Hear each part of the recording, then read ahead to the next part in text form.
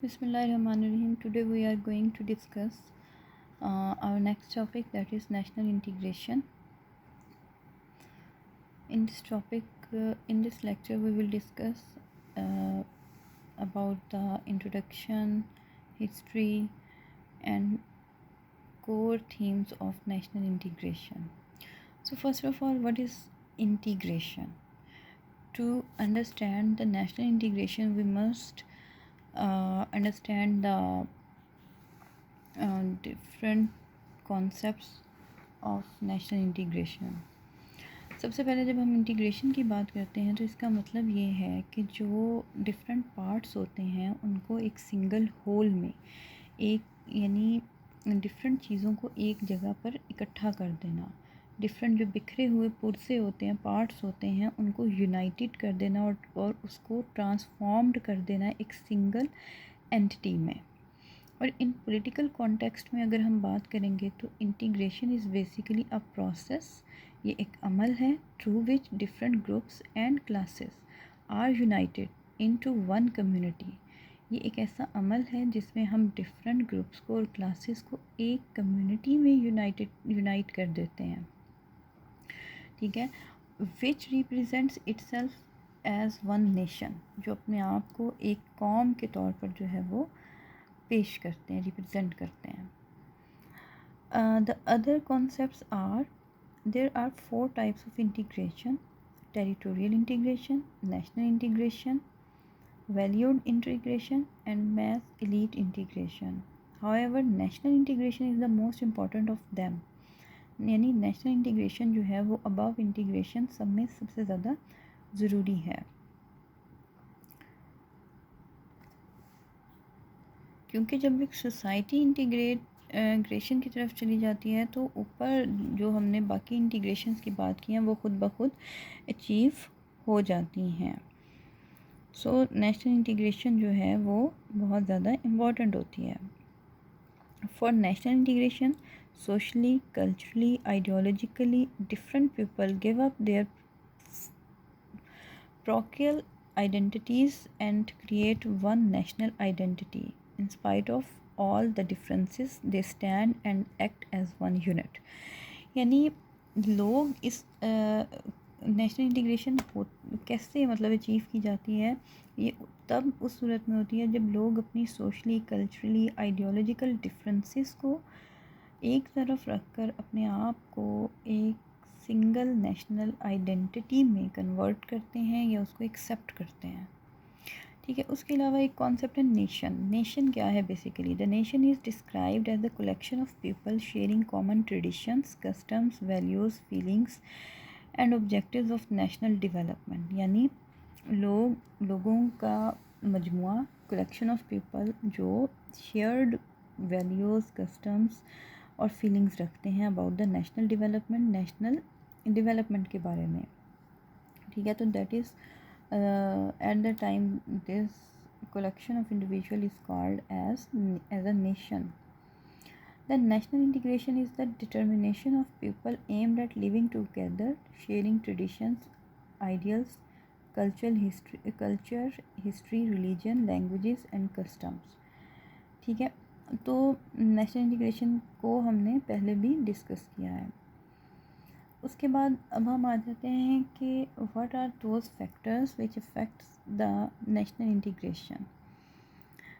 ऐसे फैक्टर्स कौन से हैं जो नेशनल इंटीग्रेशन पर असरअंदाज होते हैं? First of all, culture. Culture is described as a way of life. Culture क्या है? इसको डिस्क्राइब किया जाता है एक वे ऑफ लाइफ के तौर पर, ख़ास तौर पर आपके बिलीव्स, आपके कस्टम्स वगैरह. नेशनल इंटीग्रेशन में ये जो मल्टी कल्चरल सोसाइटीज़ होती हैं इसमें यूनिटी इन डाइवर्सिटी की कोशिश की जाती है. यानी आपका कल्चर जो है वो आपके नेशनल इंटीग्रेशन में बहुत इम्पॉर्टेंट रोल प्ले कर. देन कॉमन लैंग्वेज, ये भी बहुत इम्पॉर्टेंट. और इवन कॉमन लैंग्वेज ना भी हो देन एक नेशन में डिफरेंट लैंग्वेजेस भी हो सकती हैं. लाइक पाकिस्तान में बहुत सारी ज़ुबानें बोली जाती हैं, दुनिया के डिफरेंट कंट्रीज़ में बहुत सारी ज़ुबानें बोली जाती हैं. तो लैंग्वेज जो है वो बहुत इंपॉर्टेंट रोल प्ले करती है नेशनल इंटीग्रेशन में। ये आपको इंटीग्रेशन की तरफ भी ले जा सकती है और डिसइंटीग्रेशन की तरफ भी ले जा सकती है। और सेंस ऑफ एलियनेशन भी इसकी वजह से, या सेंस ऑफ मार्जिनलाइजेशन भी इसकी वजह से क्रिएट होता है। जैसे कि ट्रॉमेटिक इंसिडेंट जो था सेपरेशन ऑफ ईस्ट पाकिस्तान का, जिसमें बंगाली ज़ुबान को जो है वो बहुत ज़्यादा एक मार्जिनलाइज्ड लैंग्वेज परसीव किया जा रहा था। ठीक है, तो वहाँ पर हम जो है वो लैंग्वेज का रोल देख सकते हैं कि किस तरह से लैंग्वेज आपकी नेशनल इंटीग्रेशन को असरअंदाज कर सकती है। उसके बाद next is religion, religious harmony with interfaith dialogue and accommodation. ठीक है, यानी दूसरे रिलीजन्स को कबूल करना, उनको अकोमोडेट करना, ये it is the essential requirement for the national integration. अगर रिलीजियस हार्मनी नहीं होगा या जो अदर रिलीजन्स के लिए अकोमोडेशन नहीं होगी, ऐसी सूरत में भी आपकी सोसाइटी जो है वो कभी भी नेशनल इंटीग्रेशन की तरफ नहीं जा सकती, बल्कि वहाँ पर सेक्टेरियन या डिफरेंट किस्म के इश्यूज़ जो है वो ओरिजिनेट हो सकते हैं। और एक इंटीग्रेटिव सोसाइटी के लिए रिलीजियस फ्रीडम बहुत ज़रूरी है कि हर एक सोसाइटी में डिफरेंट रिलीजन के लोग होते हैं, वो अपने अपने रिलीजियस बिलीव्स को जो है वो प्रैक्टिस कर सकें। देन एथनिसिटी, किसी भी सोसाइटी में डिफरेंट एथनिसिटी के लोग होते हैं। ठीक है, और ये भी एक चैलेंजिंग फैक्टर होता है कि किस तरह से आप डिफरेंट एथनिक ग्रुप्स को एक नेशन में कन्वर्ट कर सकते हैं। और ये भी वही पॉइंट है जो आपको इंटीग्रेट भी कर सकता है और डिसइंटीग्रेट भी कर सकता है। हो सकता है कि आपकी सोसाइटी में कुछ ऐसे एथनिक ग्रुप्स हों जो अपने आप को बहुत ज़्यादा मार्जिनलाइज्ड फील करें, और वो ग्रुप्स जो हैं वो फिर बजाय इंटीग्रेशन के डिसइंटीग्रेशन की तरफ जा सकते हैं। ठीक है, तो इसलिए इस एथनिक डाइवर्सिटी को मैनेज करना, अकोमोडेट करना बहुत ज़रूरी है नेशनल इंटीग्रेशन के लिए, और ये वो फैक्टर है जो आपके इंटीग्रेटिंग प्रोसेस को बहुत ज़्यादा असरअंदाज करेगा। So now let's come to the point that what is the role of national integration in different spheres of life. यानी नेशनल इंटीग्रेशन का रोल क्या है डिफरेंट स्फीयर्स में। First of all, national integration brings political stability. Political stability जो है वो national integration के बगैर नहीं आ सकती। ठीक है, और ये पॉलिटिकल डेवलपमेंट का एक एसेंशियल फीचर है। एक डेवलप पॉलिटिकल सिस्टम तभी जो है वो इस्टेब्लिश हो सकता है जब जो डाइवर्सिटी है आपकी, आप उसको मैनेज करेंगे। ठीक है, अदरवाइज़ तो लाइक अगर हमने जैसे बात की थी कि एथनिक प्रॉब्लम्स हैं जी, लिंग्विस्टिक डिफरेंसेस हैं, रिलीजियस डिफरेंसेस हैं, और वो इस तरह से हैं कि उस डाइवर्सिटी को मैनेज नहीं किया जा सकता, तो इस सिचुएशन में जो है वो पॉलिटिकल स्टेबिलिटी के बजाय पॉलिटिकल इंस्टेबिलिटी क्रिएट होती है। हो सकता है कि मार्जिनलाइज रिलीजियस ग्रुप्स जो हैं वो लाइक रिवॉल्ट करें या कोई भी ऐसी डिसइंटीग्रेटिंग स्टेप की तरफ जाएं, या लिंग्विस्टिक मार्जिनलाइज्ड ग्रुप्स जो है वो हो सकता है जो है वो एडजस्ट ना हो सकें, एथनिक हो सकते हैं, कोई भी हो सकते हैं, तो इनका रोल जो है वो बहुत क्रूशल होता है।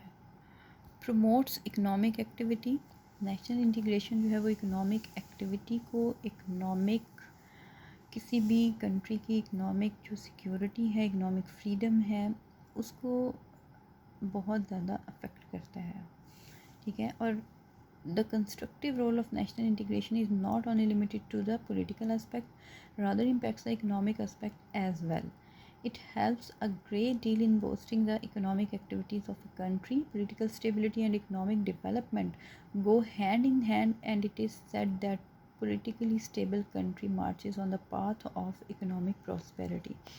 यानी बग़ैर इंटीग्रेशन के, जिस तरह से हमने कहा कि पॉलिटिकल स्टेबिलिटी नहीं आ सकती है, ज़ाहिर बात है अगर रिलीजियस ग्रुप्स आपस में लड़ रहे हैं, या जी एथनिक प्रॉब्लम इतने मार्जिनलाइज्ड हैं, या लिंग्विस्टिक प्रॉब्लम इतने हैं, मार्जिनलाइज ग्रुप्स हैं और वो रिवॉल्ट कर रहे हैं, तो ऐसी सूरत में नेशनल इंटीग्रेशन हो ही नहीं सकती। तो इसी तरह से जब पॉलिटिकल इंस्टेबिलिटी है तो वहाँ पर हम देखेंगे कि इकोनॉमिक एक्टिविटीज़ भी खुद ब खुद श्रिंक कर जाएंगी अगर डिसइंटीग्रेटिंग फिनोमेना होगा।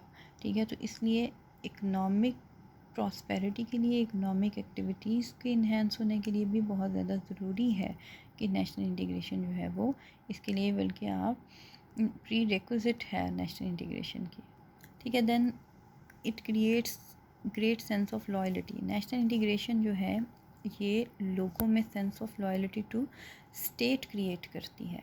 जैसे हमने कहा था कि अपने डिफरेंसेस को, अपनी डाइवर्सिटी को एक तरफ रख कर एक तरफ कमिटेड हो जाना, तो लोग अपनी लॉयल्टीज़ को, अपने डाइवर्सिटी को एक तरफ रख कर अपनी स्टेट से या अपनी सोसाइटी से लॉयल हो जाते हैं, यानी वो इंटीग्रेट हो जाते हैं डिफरेंसेस को एक तरफ रख कर।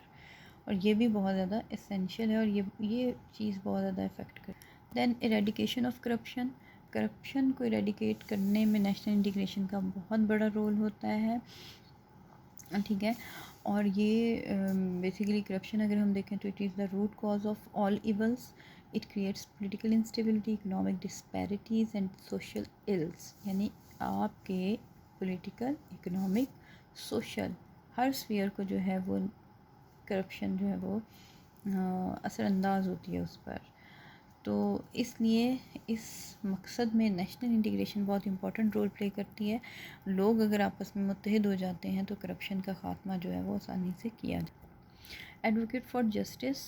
Justice is absolute need for a society. Political stability, economic development, loyal citizen and minimal corruptions are hallmarks of a just society. जो हमने पिछली सारी बातें की हैं ये सारे की सारी चीज़ें वो हैं जो इसेंशियल हैं किसी भी स्ट्रॉन्ग सोसाइटी के लिए। और national integration is a vital source to let justice prevail. National integration जो है लोगों का आपस में मुत्तहिद हो जाना, अपनी जो रिलीजियस या कल्चरल या एथनिक लिंग्विस्टिक एफिलिएशंस हैं उनका एक तरफ रख कर बल्कि एक नेशन का हिस्सा बन जाना, तो जस्टिस खुद ब खुद वहाँ पर प्रिवेल होना शुरू हो जाता है। Eliminates inequalities. नेशनल इंटीग्रेशन जो है, जब हमने कहा कि अपने बाइसनेस को ख़त्म कर देना, अपने एफिलिएशंस को जो है वो सेकेंडरी लेवल पर ले जाना, तो खुद ब खुद जो इनइक्वलिटीज़ जो हैं वो सोसाइटी से ख़त्म होना शुरू हो जाती हैं।